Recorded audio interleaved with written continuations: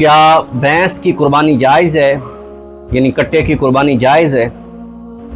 یہ بالکل جائز ہے، اور اس کے جائز ہونے پر کئی دلائل موجود ہیں۔ میں صرف 4 یاروں کی نسبت سے 4 دلیلیں آپ کے سامنے رکھنا چاہ رہا ہوں۔ پہلی، کتاب کا نام ہے الفردوس بمأثور الخطاب، اس کے صفحہ نمبر 124، جلد نمبر 2، حدیث نمبر 2650 پر علامہ ابو شجاع دہلوی علیہ الرحمہ نقل کرتے ہیں کہ حضرت سیدنا علی المرتضیٰ شیر خدا رضی اللہ تعالی عنہ نے فرمایا، الجاموس تجزئ عن 7 فی الاضحیۃ، یعنی بھینس کی قربانی میں 7 آدمی شریک ہو سکتے ہیں، یعنی بھینس کی قربانی جائز بھی ہے اور اس کے اندر 7 آدمی بھی شریک ہو سکتے ہیں۔